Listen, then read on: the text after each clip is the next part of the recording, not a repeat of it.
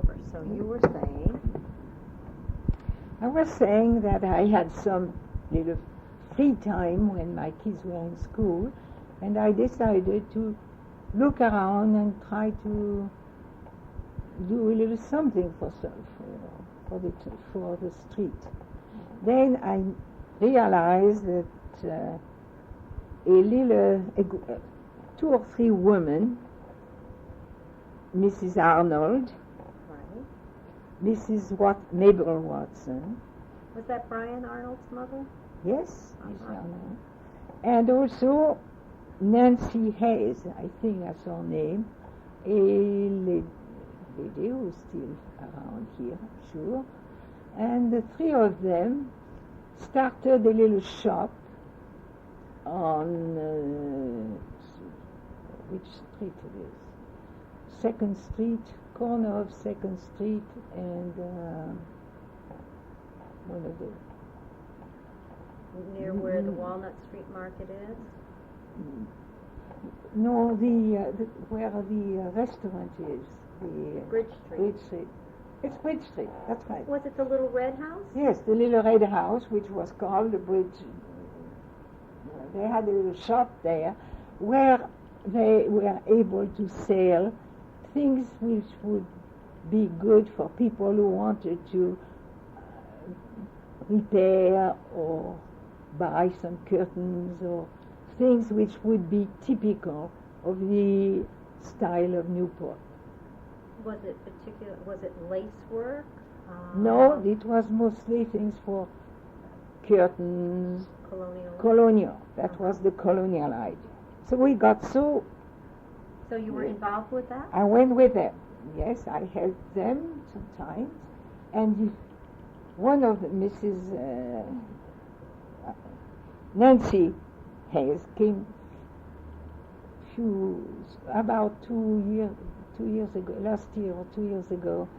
We had a little gathering in memory of Mabel Watson. So we brought back all what we knew to remember that time. Oh, isn't that fun? And I was surprised to hear that they were always asking me to come rather early because they did not know how to start a stove. A wooden stove, a little stove in the middle of the shop. And she thought that since I've been used to live with stove in France of all sorts, and apparently I was the only one who could function and make. So that there would be heat. So we could have. But what we used to do was to go to have some trips to Boston to buy the material, fabric. And it's been very good for me because, and by that time I was talking to them about a French town, a little town which would be about the value of Newport, in which we see trees bordering the sidewalks. Yes. And my idea was many streets in France were not really well taken care of. People did not take care of their house so well because our houses are never made of wood, so it's stones and bricks, and it's not very difficult to take care of. And the trees make all the difference in our streets of France. Yeah. So they got interested in that, and they asked me to go to the city hall, even with my French accent, to ask if we had permission to plant trees and meet the person in charge of trees in the city. In the city. And we started, and then because of that, we started really to meet with some gentlemen, some people interested here, and I suggested we should have a little group of people, and that was a beginning with the the beautification and the point. of the Point Association. Now, was Store Park, was that here at that time? Store Park, we do mean in the back of the... Next to the Hunter House. Had that been donated at that time? Did you begin? Store Park was... Yes, it was donated there, yes. Yes. So, now the trees that you're talking about, are they the trees that are planted on the streets as we go by, the bigger ones? Yes, all the streets, all the trees you see in the street.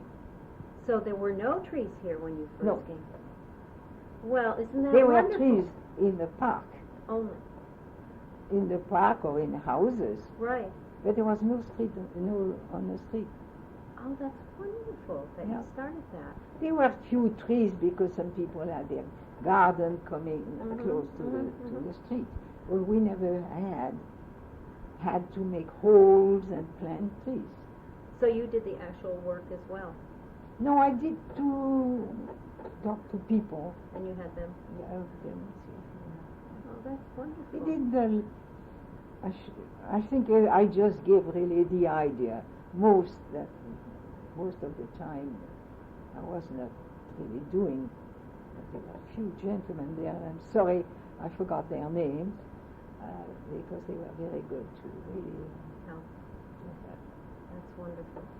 Well, another thing is Do you remember when that was? I have. Well, probably in the 50s, In the 50s? something. Yeah. Because when did Doris Duke start bringing the restoration here? Was that in the 60s? When the other houses started? Well, Doris Duke, I really don't know too Oh, much. yeah, I don't remember either the actual date.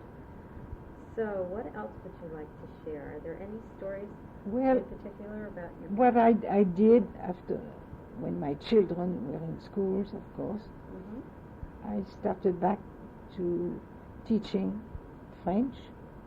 Now, were you teaching when you were living in France before? No, I was more interested in social work.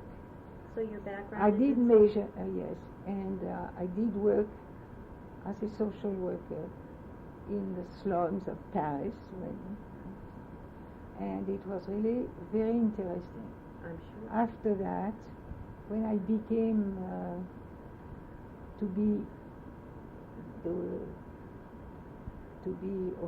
responsible completely for my kids, and I had seen so much of problems of family and life, so all that was to prepare me somewhat to be more aware of all the problems of others. You've had a very interesting life. I think of you, and I think of a woman who has done so many Well, things. it's not. I think you never do that. You are probably carried by the life itself. Right? What I So you want, started teaching French here. I started to teach French at Swinburne School, Ah, with also a cooking class. you taught a cooking Yes, class? I had a little cooking class for 20-something years at Swinburne School. That's wonderful. And that was very interesting too. Also, I taught for several years at Portsmouth Abbey and a little bit at St. George's. And then by that time, my children were interested to go to school elsewhere For college? for college, and John went to France. Really? He went to school in France, and to make more interesting life for me, he joined the French army. Wow. A lot to worry about it. Yes. But he came back with a lot of knowledge of France, and that's why we always speak French together. That's wonderful. He doesn't like my French accent. I don't care too much for his.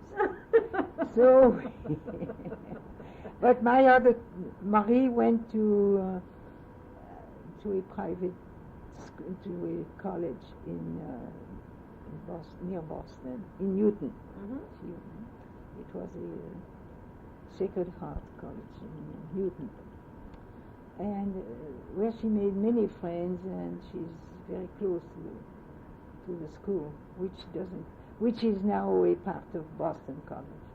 Does she still live in Boston area? No, she lives in Springfield, Mass. Oh. In not West Springfield, West which is Springfield. Springfield. Yes. And then she has Marie has 3 boys, and my youngest son, Vincent, now is teaching. He was more interested in geography and history, so that's what he's teaching in Middletown High. Wonderful. And he lives in Jamestown. So he's very close. And you have... And he has 3 girls. 3 daughters. 3 daughters. So you have 6 So I have grandchildren? 6 grandchildren, and this, in relation with the house, has been, I'm pretty sure that my parents really have helped me a great deal. Yes. I would not have been able to do all what I did. Especially keep in mind that I owe them a great thing. And because of that, this house is a little bit a family house. When boys have some problems, or girls also, especially the boys, because they did live over. They went to college here or there, one in the West Coast, but each one has a key. So when things are too difficult, they could land here. Oh, that's wonderful. And the girls, I'm very close to the girls, because one of the girls now lives in the house. Yes. I had to divide the house in apartments because the tax of I had to were much too heavy for me. I could have never kept the house. Because when you first had the house, your sister was living with you. Yes, she was living with me, but in that time, the tax were very easy to swallow, I should say. Yes. Now, did your parents ever live in this house? No, what happened is at the end of their life, they came back once or twice. But finally, they decided to move here. Oh, they did? Yes, so they came here, then occupied an apartment here, and they both died. They died in Newport? No. They had physical problems. Oh, I see, yes. And so, but this is really in memory of my father especially, but my mother too. Yes. Because there is always a woman in the back of the man. It's true. And in your case, you've been a very independent woman who has been able to pass on your father's legacy to your grandchildren. Because it was a gift on my hands, which I had to go. Yes. I couldn't keep it from me. That's wonderful. Now, yesterday, I'm going to bring us back into 1997. We had a tremendous windstorm. And you said that when you first moved here, I had no idea. You had no idea about the wind. The wind. Yesterday, in fact, yesterday I had a problem with the roof, and the roofer came and he said, "My dear, it's 70 knots of wind." Wow. And I looked out, or I didn't look out, I heard your tree come down. And my tree came down. That was incredible, just incredible. So you've seen many things change here. But we have to get used to it. Yes, you do. And you do have the ability to adapt. You've said that over and over again. Well, as you've talked about your life. no, this is just a logic. What you can,